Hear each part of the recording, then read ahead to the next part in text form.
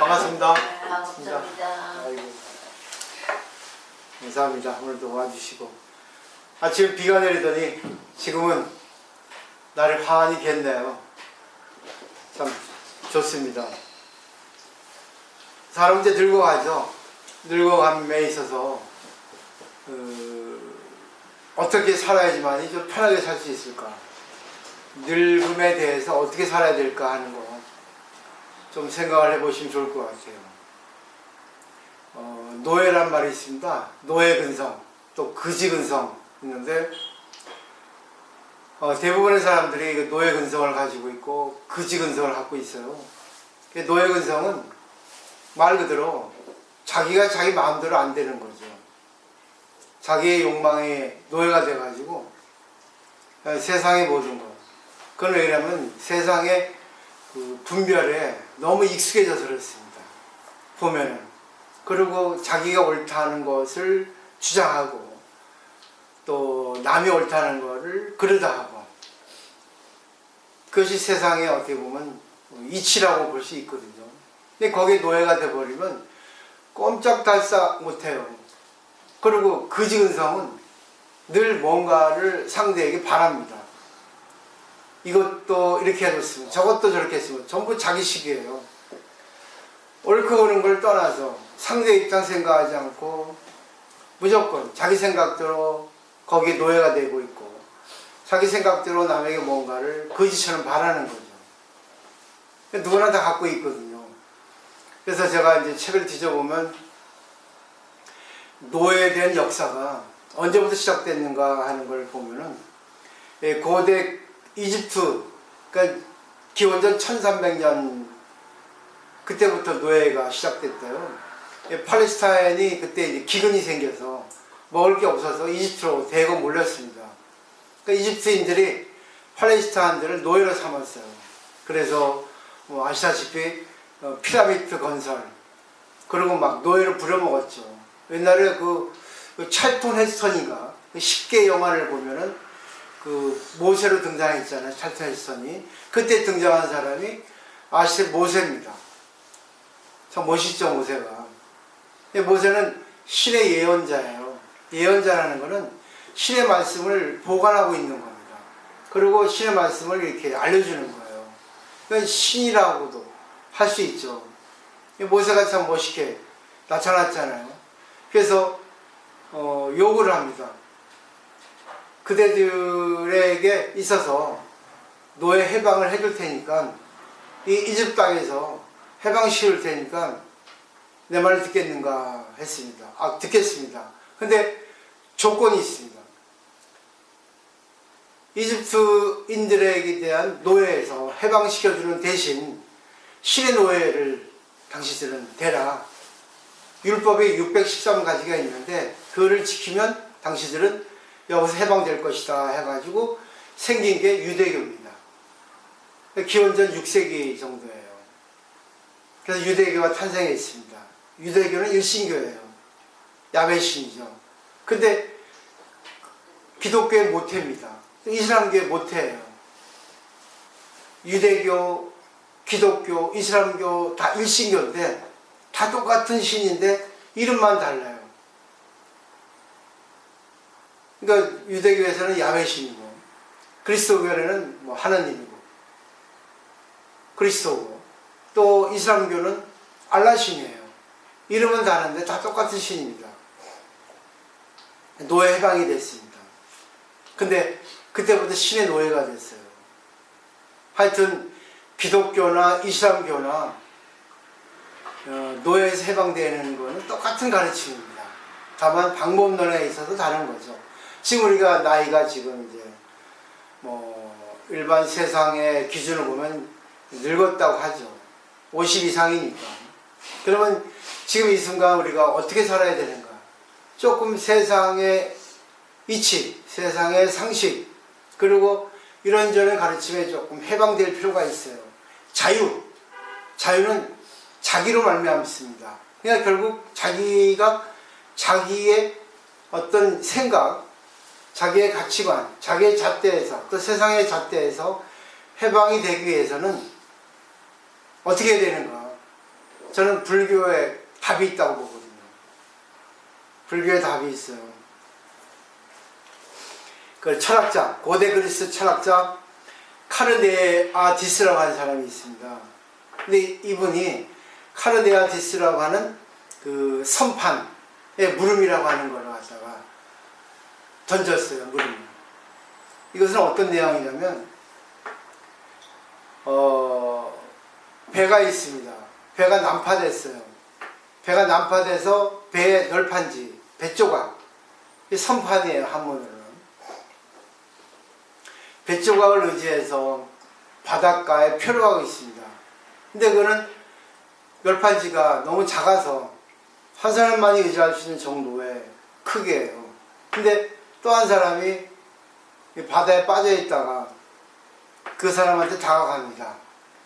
그때 어떻게 해야 되는가 하는 것이 바로 그 철학자의 물음이에요. 잘 알아두시면 좋을 것 같아요. 까르네아디스의 선판의 물음. 어떻게 할겠습니까? 두 사람 다 널판지 의지하면 죽습니다. 견디지 못해요. 두 사람의 무게에. 근데 먼저 그 배조각, 널판지를 의지하고 있는 사람이 혼자 그거를 의지하면 삽니다. 근데 그때 그 철학자는 제시합니다. 먼저 의지하고 있던 사람이 나중에 온 사람에게 그걸 넘겨줄 것인가? 아니면 자기가 나중에 온 사람을 무시하고 자기가 의지할 것인가? 어떻게 할 것인가? 근데 철학에 있어서는 이게 답을 찾지 못한답니다. 나중에는 두 사람 다 빠져 죽었대요. 서로 고민하다가 내주는 것으로 또 뭐예요? 또 자기가 독차지하는 거로. 그래서 답을 어떻게 내겠습니까? 참 어렵죠? 그 불교에서 찾으면 될 것 같아요. 불교에서. 불교는 이제 여러 경전이 있어요. 이 잡비유경이랑 잡보장경이랑 보면은 인연법, 윤회법에 대해서 아주 우화처럼 얘기가 나옵니다. 옛날에 인도에 시어머니를 모시고 살고 있었어요. 근데 애가 들어서지 않습니다. 그러니까 시어머니가 그 외아들이니까 손자를 봐야 되잖아요. 그래서 제안했습니다. 아가, 네가 아기를 못 낳으니까 첩을 들어야 되겠구나. 어쩔 수 없다 그랬거든요. 며느리가 어머니 그러세요. 제가 못 낳으니까 어떻게 할 수 있겠습니까? 아기를 낳아야죠. 그러니까 첩을 들였어요. 그래서 나중에 들어온 첩에 대해서 그 며느리가 동서 자네가 아기가 들어서는 기미가 있으면 나한테 얘기를 해주게. 그럼 내가 그 보살펴 줄 테니까 하고 자상하게 했어요. 그러니까 그 뒤에 들어온 첩이 애가 들어섰거든요. 형님, 애가 들어섰습니다. 까지 말씀드리는 거예요. 그때부터 원래 본처가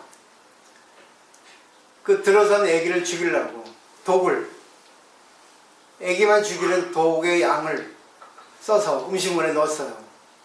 그러다 보니까 아기가 죽었습니다. 유산했어요. 근데 몰라요, 그건. 아무도 모르는 거죠. 근데 또 지나서 아기가 들어섰습니다. 또 얘기했습니다. 또 독을 써서 죽였어요. 근데 두 번이나 유산되니까 이상하다 해가지고 그 첩이 이거를 이제 자기 친구들한테 얘기를 했습니다. 틀림없이 문제가 있다. 뭐가 있다 이거는. 두 번 다 이렇게 유산될 수는 없다.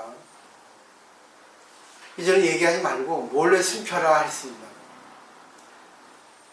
그래가지고 또 아기가 들어섰는데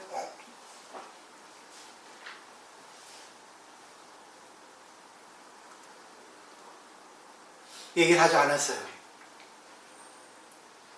그래서 아기가 뱃속에서 점점 자랐습니다. 5개월, 6개월 이게 자랐어요. 근데 신체적 변화가 있잖아요. 배가 불러오잖아요. 잠깐 엮기를 좀 세죠. 제가 옛날에 방송할 때 어느 신도분이 이제 제가 방송하는데 이제 찾아왔어요. 아버님 오랜만입니다. 했는데 전 모르겠더라고요. 며칠 전에도 동사 국나무 갔는데 우리 제자가 지금 접니다 하더라고요.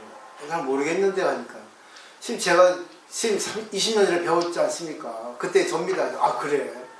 야 몰라 못 알아보겠네. 전 지금 알아보겠는데요. 유명합니다 이렇게.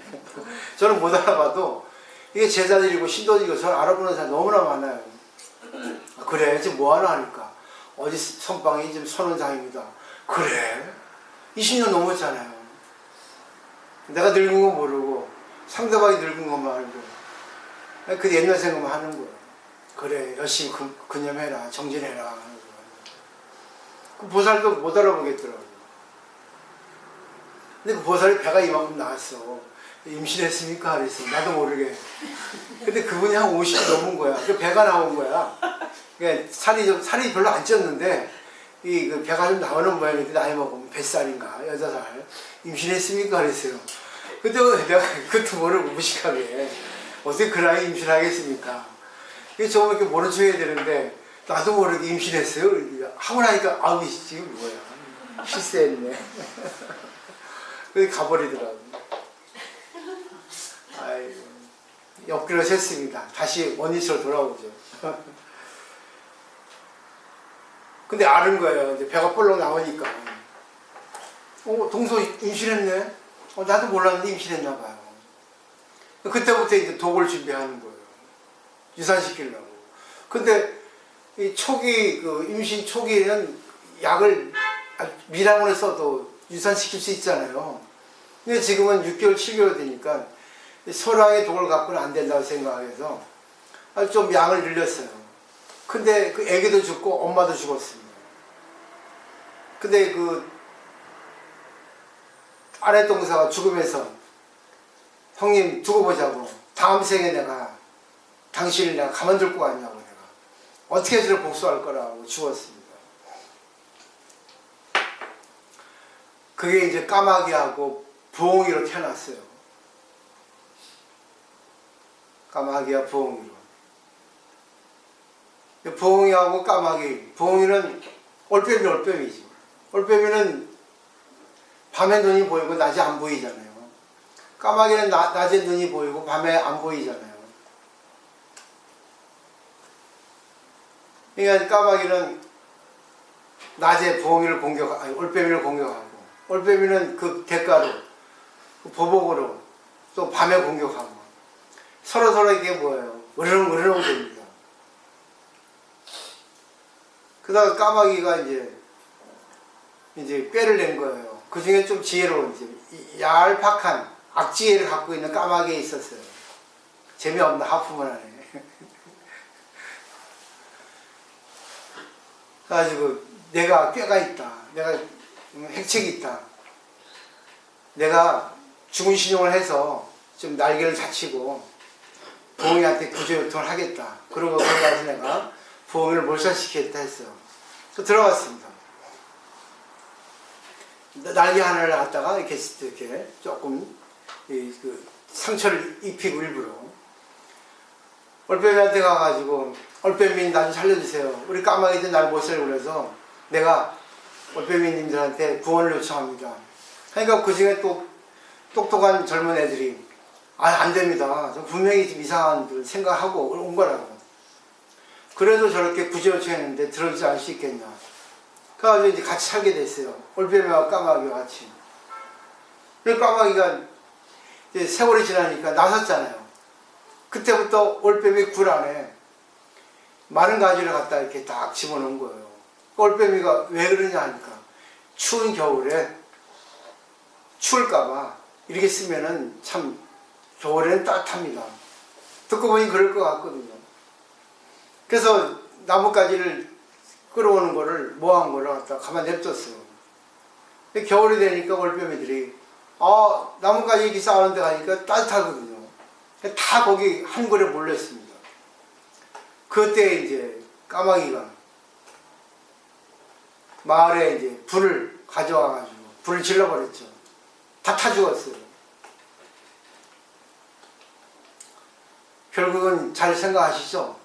이게 바로 인연과보 윤회입니다. 윤회. 이게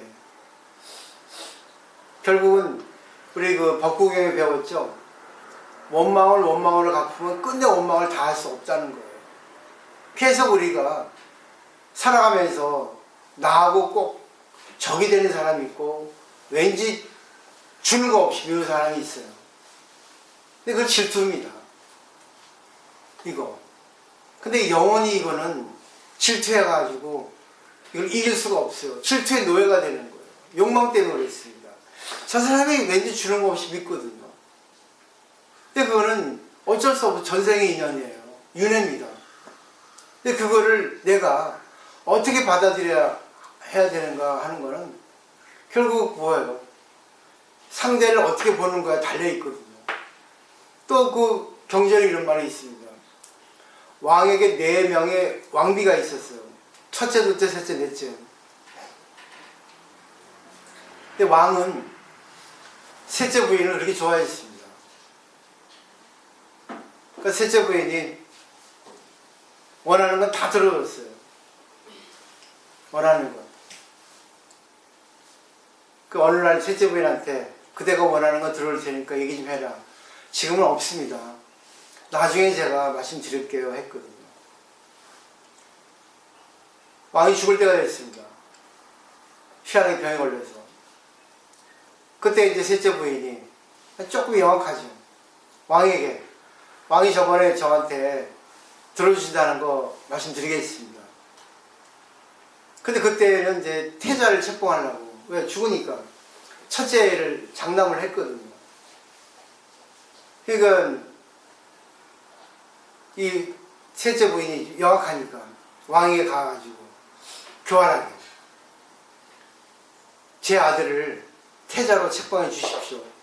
첫째, 둘째 저 산에서 10년 동안 살게 유배를 보내주시면 좋겠습니다. 이유를 달아서 왕이 안 들어올 수 없으니까 첫째, 둘째를 보냈어요. 10년간 얘가 산에서 근신하고 살다 와라. 그럼 결국은 그런 귀양 보내는 거잖아요. 그런 일 많잖아요. 왕과 사회에서는.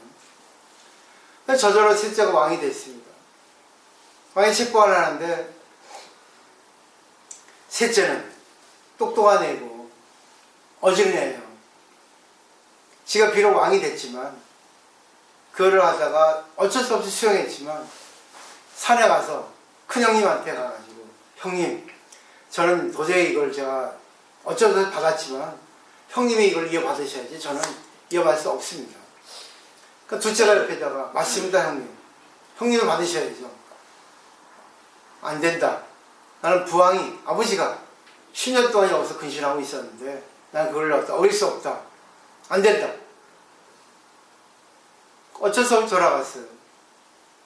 또 지나니까 뭐예요? 안 되겠거든요. 또 가서 부탁했습니다. 또 거절하는 거예요. 그러다 보니까 시간이 10년 지났습니다. 형님, 10년 지났습니다. 형님이 왕위를 이어받으셔야지. 저는 어쩔 수 없이 지금 했지만 형님이 이어받으셔야 됩니다 하니까 그때서야 장난이 그래 고맙구나 하고 이제 왕이 계성한 거예요. 그 소문을 듣고 그 사건의 전말을 듣고 백성들이 얼마나 그 형제 우애를 감탄했는지 그 나라는 저절로 바로 인도 코사라구 파세나디 왕이 유명하지만 파세나디 왕만 거기 왕위를 할 때 이건 아니거든요. 그 왕 이름은 잘 모르겠지만 그렇습니다. 잘 생각해 보십시오. 이 세상은 옳은 것도 있고 옳지 않은 것도 있어요. 또 불합리한 것도 있습니다. 내가 이익을 보는 것도 있고 손해를 보는 것도 있어요. 그죠? 살다 보면 그렇습니다. 근데 내가 어떤 사건, 그러니까 인연을 만날 때, 어떤 현상이 나타날 때 내가 손해를 볼 때는 손해를 볼 때구나 하고 받아들이는 게 바로, 아니면 뭐예요? 거기서 이익을 보려고 안달복달하는 것도 있어요. 어떻게 해야 되겠습니까? 아까 널판 집, 내가 그걸 포기하고 죽을 거야. 아니면 내가 그걸 차지하고 남을 죽일 거야. 아니면 널판지를 다 포기하고 다 죽을 거야. 어느 게 답이겠습니까? 그래서 신앙이라는 게 나옵니다. 신앙은 신이 주신 가르침이에요. 과연 신앙의 가르침을 누가 이걸 할까요? 그렇기 때문에 불교에서는 보시라는 가르침이 나옵니다. 지하철 탔습니다. 지하철 한 좌석에 10명이 정원이에요. 10명이 앉더라고 보면. 근데 9명이 앉으면 널널히 앉습니다. 근데 대부분 다 10명이 앉는다고 생각하고 9명이 앉아있으면 삐지고 들어가지고 앉아버립니다. 특히 아줌마들. 꼴불견이에요. 10명의 정원에 9명이 앉아있어요. 1명이 서 있습니다. 어떻게 해야지만이 답일까요? 서서 가는 것도 답이고 삐집고 들어가지고 앉는 것도 답입니다. 그죠? 그러면 9명이 자리를 좁혀서 서 있는 한 사람을 앉히는 것도 답이고, 그냥 9명이 편안하게 앉아있게 가게 하는 한 사람도 답이에요. 어떻게 하시겠습니까? 답은 자기에게 있어요. 그게 자유입니다. 근데 사람은 그래요. 너무 분별력이 익숙해져 가지고 뻔뻔하게 행동해도 자유라고 생각하는 사람이 있어요. 자기 이익을 갖다 태연하게 보는 사람, 억지 쓰는 사람, 자기 이익을 위해서 남을 죽여서까지. 그렇지만 자기 손해보는 것이 익숙해진 사람도 있습니다. 자기 손해보는 것을 편안하게, 그게 바로 진리라고 생각하는 사람도 있어요. 인간은 너무나 많아요. 그래서 중요한 거는 어떤 일이 생길 때 내가 이익을 봐야 할 것인가, 내가 손해를 봐야 할 것인가, 그때 부처님한테 문제를 맡기는 겁니다. 그게 바로 신앙입니다. 부처님 어떻게 할까요? 화나요. 순간 손해를 본다. 이게 불합리하다. 이게 말도 안 되는 소리다.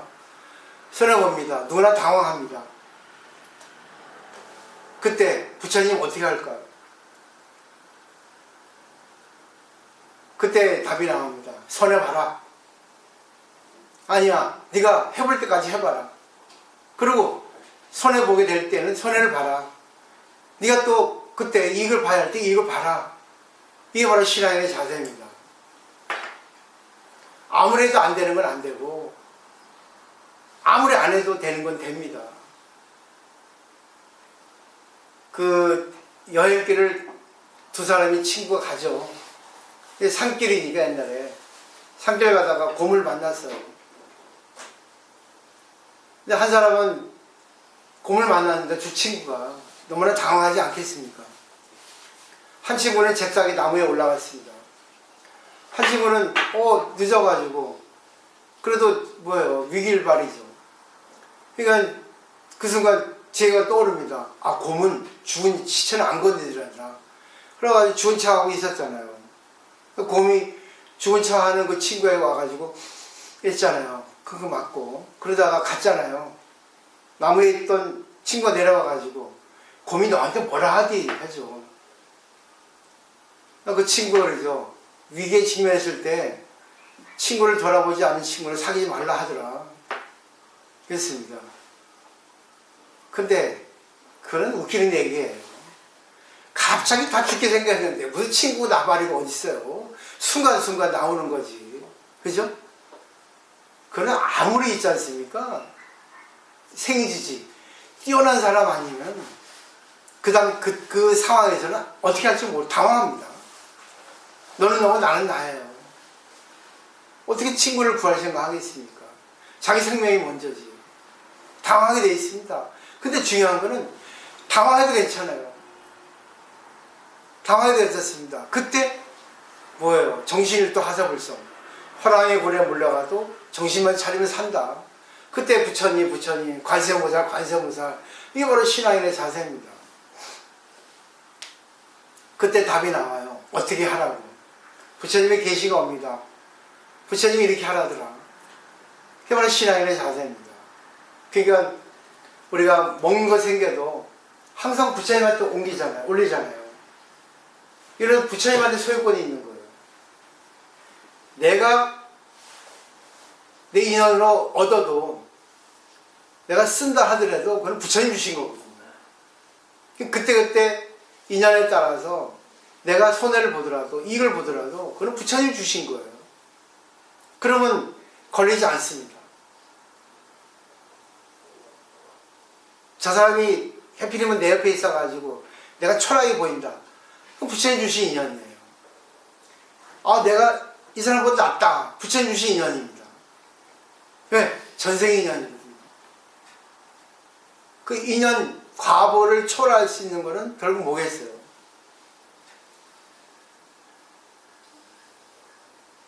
받아들이는 것밖에 없어요.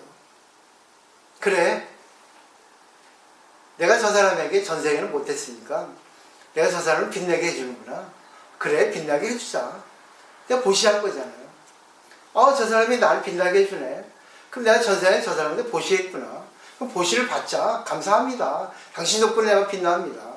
아니요, 내가 당신을 빛나게 해서 고맙습니다. 이게 바로 보시예요, 불교에서 말하는.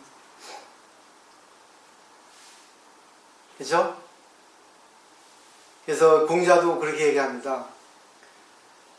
면정복배라는 말 합니다. 면정복배는 내가 순간 그렇게 태어나게 해주는 것 같지만 속에는 마음이 다른 거예요. 내가 당신을 갖다 그렇게 해주는 것 같지만 속은 아프거든요. 그죠? 쟤 나보다 잘나가지고 나 이걸 쟤 주는데 그래도 기쁘게 하지만 속에는 아파요. 이게 진실 아닐까요? 손해보는데 기쁜 사람 어디 있어요? 그래서 공자도 면정복배라는 말을 씁니다. 한문인데. 그래요. 이거 쓰라리 치면 뭐예요? 그래, 당신에게 드릴게요. 그치만 나 속은 쓰라래요. 그치면 뭐예요? 웃고 있어도 눈물이 난다. 노래 있잖아. 그죠? 그래서 뭐예요? 자꾸만 그 분별력을 기르는 거예요. 그러면 습관이 됩니다. 괜찮아. 그 습관이 되면 어때요? 여기도 괜찮아요. 뇌를 바꾸는 거예요. 말과 내 순간 생각이. 그래서 유식에도 뭐예요? 제6 의식이 모든 걸 바꾸는 겁니다. 하루아침에 달라지는 건 없어요. 그러니까 영국의 칼라이라는 사상가 그러잖아요. 형식이 내용을 결정한다. 그러니까 순간 말할 때 남을 위해서 하는 말, 서로 좋은 말 해야 돼요. 이제 60, 70 다 됩니다. 60, 70.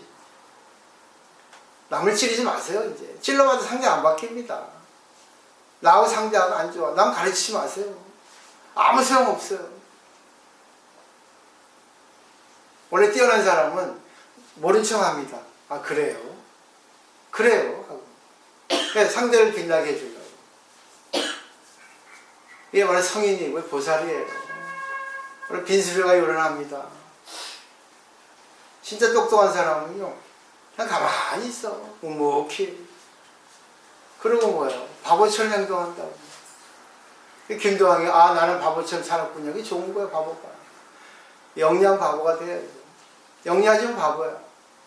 모른 척 놀아가는 거야. 그게 바로 불교의 보시 사상입니다.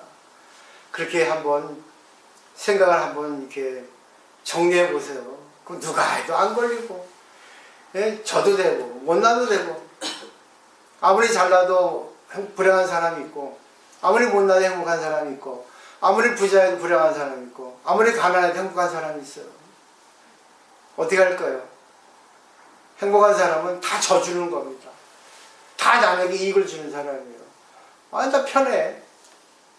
그러니까 노예 해방이죠. 그지은성 해방이죠. 한번 잘 정리를 해보시면 좋을 것 같아요. 이게 바로 종교에서 말하는 신앙이죠. 신앙이 결국 뭐예요? 자기 마음을 믿고 부처님 가르침, 예수님 가르침 믿고 서로 일치시키는 거. 감응도교. 서로 이렇게 뭐예요? 소통되는 것이 신앙이라고 하는 거죠. 마치도록 하겠습니다.